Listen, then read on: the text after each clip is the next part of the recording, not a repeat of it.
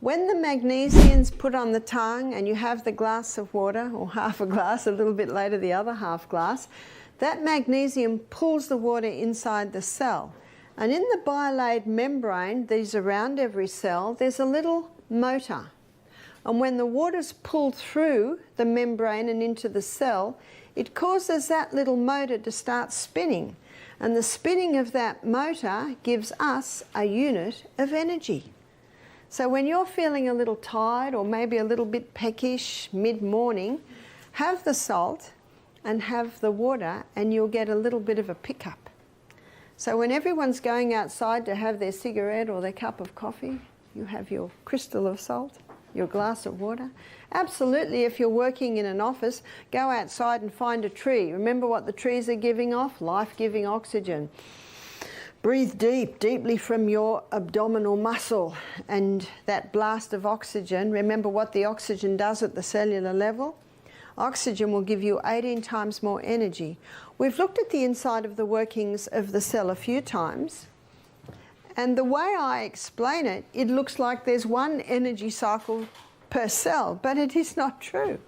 So what I've drawn for you here is a whole lot of little energy cycles. In fact, in the muscle cell, you can have 100 energy cycles to a muscle cell. I can hardly get my mind around that.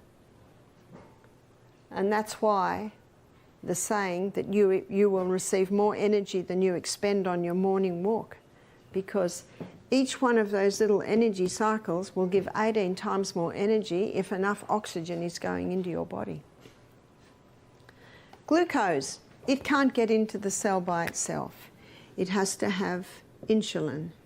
Insulin's the key that unlocks the door to let the glucose into the cell. And what happens with many people, before diabetes develops, insulin resistance develops. You've heard of insulin resistance?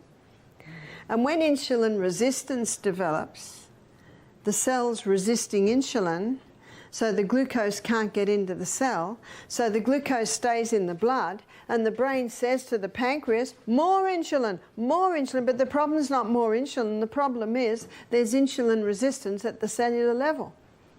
So what causes the insulin resistance? It's the high carbohydrate, high sugar diet.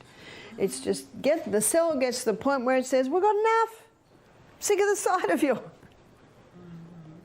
So how to recover from insulin resistance is to get the glucose, those carbohydrates, right down.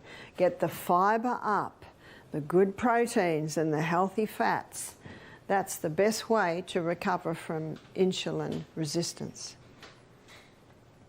But you just imagine for a moment, and this is happening in America a lot today, people are not drinking enough water, they're not having the whole salt, and they're definitely not having many greens, which is where your magnesiums is. So the little bit of water they're having is not getting inside the cell.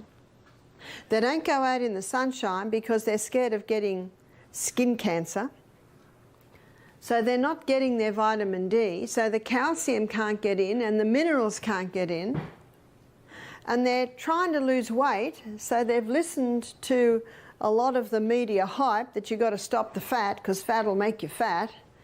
So they're on a high carbohydrate diet. Remember what fat will do? It'll give you satisfaction or a satiation, a full feeling. But if you're not having any fat, you just eat and eat and eat and eat and eat and eat. The whole packet of cookies goes, the whole chips go. There's not a sign in your body that says enough.